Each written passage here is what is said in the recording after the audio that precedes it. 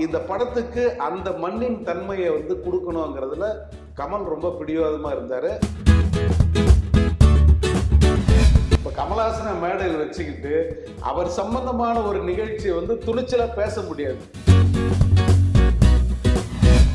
ஒரு சின்ன தவறு இருந்தா கூட வந்து மேடையிலே சொல்லிடுவார் அவர். கமல் அந்த மாதிரி ஒருத்தர். இப்படி ராஜா சாரோட இசையை எடுத்துட்டு பாத்தீங்கன்னா அந்த படத்தை பார்க்க முடியுமான்னு தெரியல.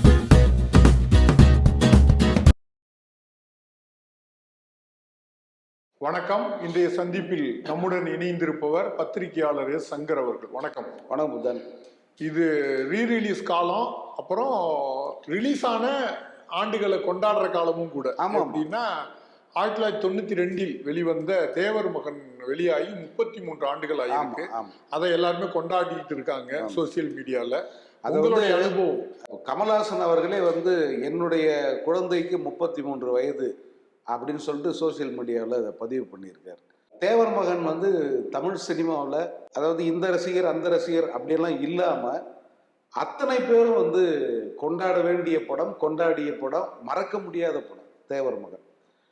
அதாவது அதில் இருக்கிற அந்த கண்டென்ட்டாக இருக்கட்டும், அதில் நடித்த நடிகர்களாகட்டும், அந்த படத்தோட கிளைமேக்ஸ் முக்கியமாக, இது அத்தனையும் வந்து அந்த படத்தை ஒரு எப்பிக், அதாவது ஒரு காவிய அந்தஸ்து கொடுத்துருச்சு அப்படின்னு சொல்லலாம். நிறைய பேர் வந்து அந்த தலைப்புக்காகவும் அதில் வர்ற போற்றி பாடல்களுக்கு அந்த பாட்டுக்காக வந்து சில விமர்சனங்களை முன்வைக்கிறாங்க.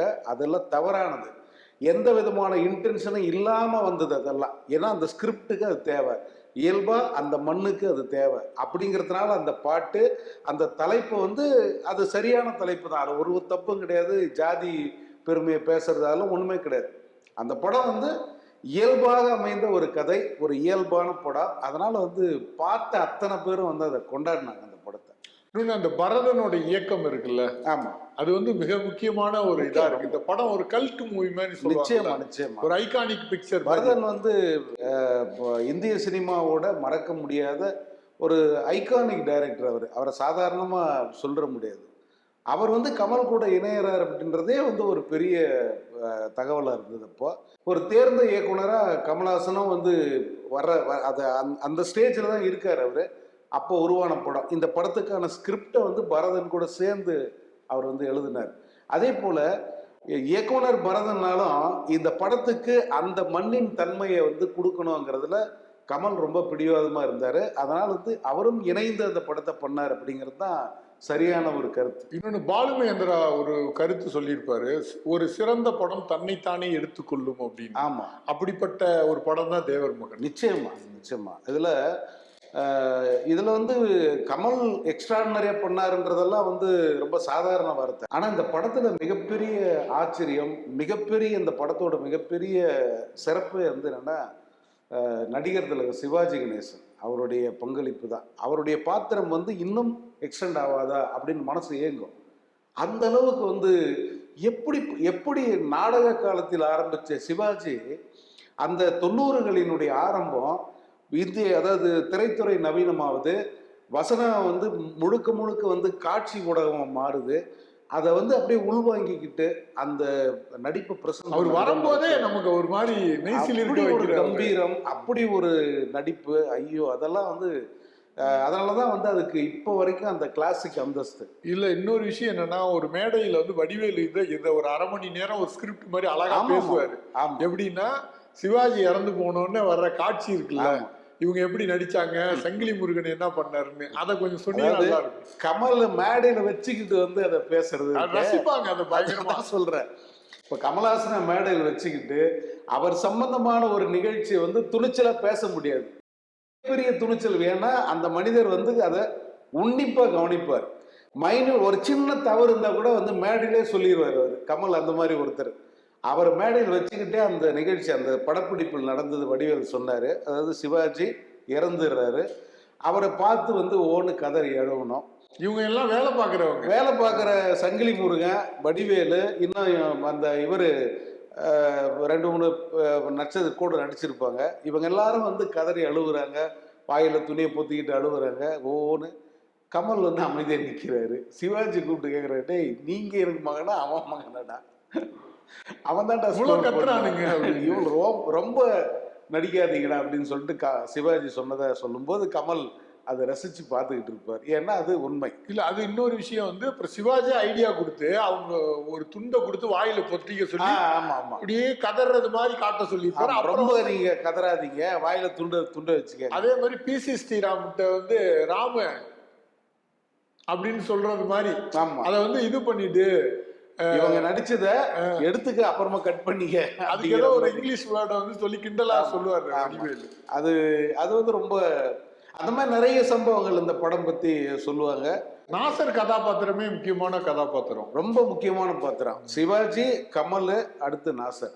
இதுதான் அந்த படமே. இந்த படத்தோட கட்டமைப்பே இவங்க மேலதான் இருக்கு. அதுல கமல் வந்து இப்படி ஒரு ராட்சசன்னா நாசர் கேட்க வேணாம், அவர் உண்மையிலே நடிப்பு ராட்சசன் தான். அவரும் இந்த படத்துல இருந்து மிரட்டி எடுத்திருப்பார்.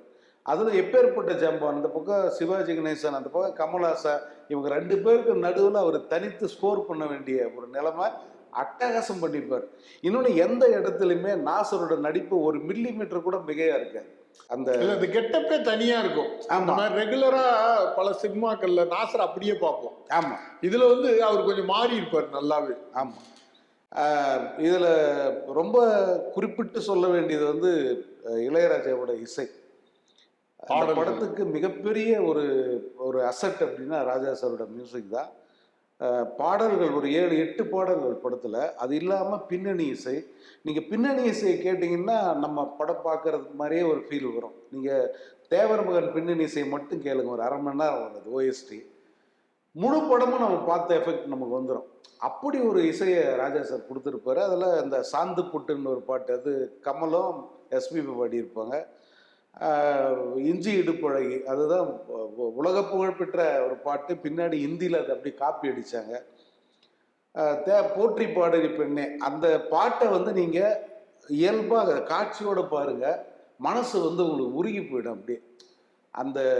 ஏன்னா அந்த காட்சி அவ்வளோ அழகாக இருக்கும். இப்படி ராஜா சாரோட இசையை எடுத்துட்டு பார்த்தீங்கன்னா அந்த படத்தை பார்க்க முடியுமான்னு தெரியல, அப்படி 2 கலந்துரு. இந்த படத்துக்கு வந்து தேசிய விருது அறிவிக்கும் போது வந்து இளையராஜாவுக்கு சிறந்த இசையமைப்பாளருக்கான விருது கொடுக்குற அளவுக்கு வந்து வந்துருச்சு. போட்டிக்கு இன்னொரு படம் வருது, அந்த படம் ரோஜா. முதல் படம் ஏஆர் ரஹ்மானுக்கு. அந்த படத்துக்கும் இந்த படத்துக்கும் ஈக்குவலாக ஓட்டு வந்து ஈக்குவலாக கிடைக்குது. தேவர் மகனுக்கும் 8 ஓட்டு என்னவோ, அதே போல் அந்த படத்துக்கும். இப்போ ஜூரியா இருக்கிறவர் யாருன்னா பாலு மகேந்திரா. ராஜா சாரோட ஆரம்ப நிலையிலிருந்து பழகினவர். அவர் படங்களுக்கு ராஜா சாரை தவிர வேறு யாரும் மியூசிக் பண்ண முடியாது, பண்ணவும் மாட்டேன் அப்படின்னு உறுதியாக சொன்னவர் அவர். அப்படிப்பட்ட பாலு மகேந்திரா இப்போ யார் பக்கம் தீர்ப்பளிப்பார்? அவர் ஓட்டு போட்டாருன்னா அவங்க சிறந்த இசையமைப்பாளர் விருது. அவர் வந்து ஏஆர் ரஹ்மானுக்கு போட்டார் அந்த ஓட்டை, பாலு மகேந்திரா. இதை பின்னாடி அவரே வந்து சொன்னார், எனக்கு இப்படி ஒரு சூழல் வந்தது, அப்போ நான் வந்து ஏஆர் ரஹ்மானுக்கு அந்த ஓட்டை போட்டேன். இந்த இடத்துல வந்து என்னுடைய நண்பர் இளையராஜா என்னை கண்டிப்பாக என் மேலே கோச்சிக்க மாட்டார்னு எனக்கு தெரியும், அவரும் கூட பாராட்டுவார் அப்படிங்கிற நம்பிக்கையில் போட்டுட்டு அதை வந்து இளையராஜா கிட்ட சொன்னேன்.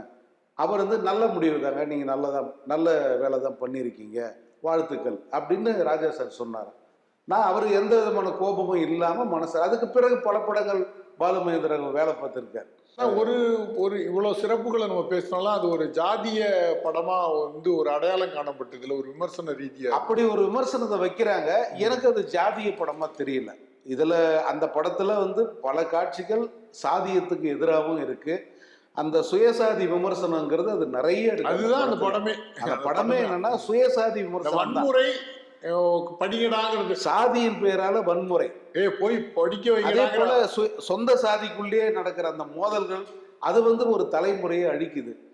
அது எல்லாமே வந்து அந்த படத்துல ரொம்ப அழகா அழுத்தமா சொல்லி. அந்த வசனத்தை நம்ம மறக்க முடியாது. எல்லாம் வீரவேல் வெற்றிவேல்னு வந்துட்டானுங்க. ஆமா, போய் எவனாச்சும் பள்ளிக்கூடம் போனானா அப்படின்னு சிவாஜி சொல்லுவார், போய் படிங்கடா பசங்க. இன்னைக்கு வரைக்கும் அந்த சமூகத்துல ஒரு டயலாக அது இருந்துகிட்டே இருக்கு. ஆமா, அதே போல படத்தோட கிளைமேக்ஸ் புத்தன். எனக்கு வந்து நம்ம தமிழ் சினிமாவில் எவ்வளோ படம் பார்த்துருக்கோம், எனக்கு இந்த படத்தோட கிளைமேக்ஸ் வந்து ரொம்ப ஸ்பெஷலு. இன்னும் ரொம்ப மீனிங்ஃபுல்லான ஒரு கிளைமேக்ஸ். பொதுவாக ஒரு கிளைமேக்ஸில் ஹீரோ ஜெயிச்சிருவான், நமக்கு திருப்தி ஆகிடும், அப்பா வில்லன் தோத்தாண்டா அப்படின்ற ஒரு திருப்தி வரும்ல.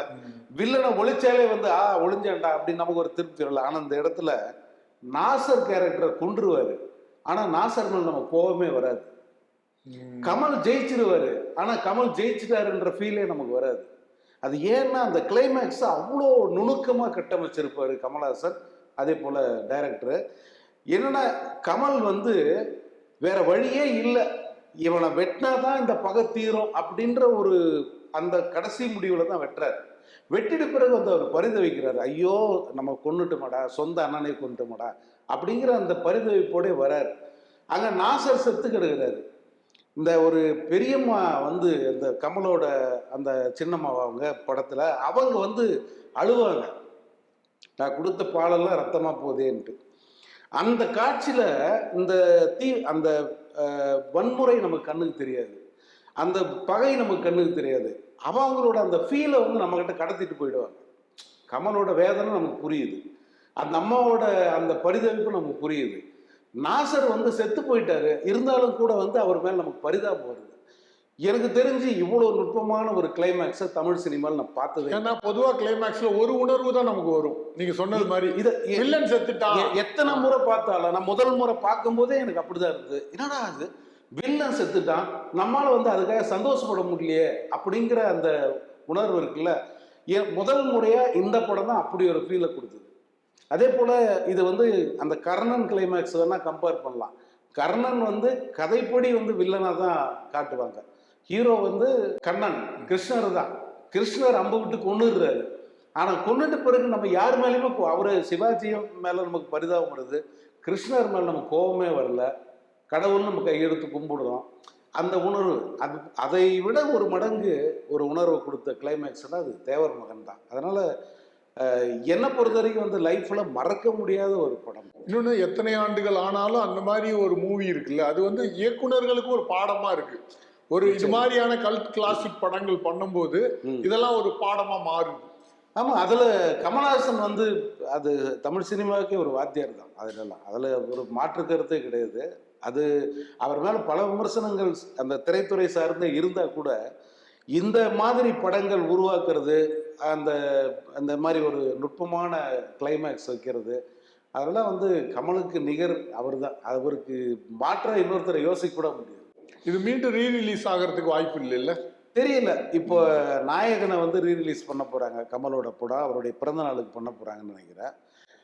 இந்த தேவர் மகனை வந்து ஒரு ரீரிலீஸ்னா சாதாரணமாக பண்ணக்கூடாது. இந்த படத்தை எல்லாம் நல்ல கிராண்டியரா கமலோட புதுப்படம் ஒன்று எப்படி ரிலீஸ் ஆகுமோ அந்த மாதிரி இந்த படத்தை வந்து ரிலீஸ் பண்ணால் இந்த தலைமுறை வந்து இந்த படத்தை நிச்சயமாக கொண்டாடும். இன்னொன்று அவசியமாக இவங்கெல்லாம் பார்க்கணும். இன்னைக்கு இருக்கிற இந்த வாட்ஸ்அப் கிட்ஸ் வந்து பார்த்துருக்க மாட்டாங்க, ஜென்சி கிட்ஸ். ஆமாம், சில காட்சிகள் வேணால் பார்த்துருக்கலாமே தவிர இந்த படத்தை முழுசாக வந்து அவங்க பார்க்கணும். அதில் வர்ற ஒவ்வொரு காட்சியும் ஒவ்வொரு வசனமும் வந்து அந்த எல்லாருக்குமே எல்லா சமூகத்துக்குமே வந்து ஒரு பாடம் என்னை பொறுத்த வரைக்கும். ஸோ தேவர் மகனுங்கிறது வந்து ஒரு கல்ட் கிளாசிக்கு, இந்த தலைமுறைக்கு தேவையான ஒரு பாடம். அதனால் அந்த படம் மறுவெளியிட வரணும், ஆனால் சாதாரணமாக வரக்கூடாது. இப்போ நாயகன் பண்ணுறாங்களா அப்படியெல்லாம் பண்ணக்கூடாது, ஒரு புது பட ரேஞ்சுக்கு அதை பண்ணணும். மீண்டும் பேசுவோம். நன்றி, வணக்கம். வணக்கம். இந்த வீடியோ உங்களுக்கு பிடிச்சிருந்தா லைக் பண்ணுங்க, ஷேர் பண்ணுங்க, கமெண்ட் பண்ணுங்க. மறக்காம OH சினிமா சேனலுக்கு சப்ஸ்கிரைப் பண்ணுங்க.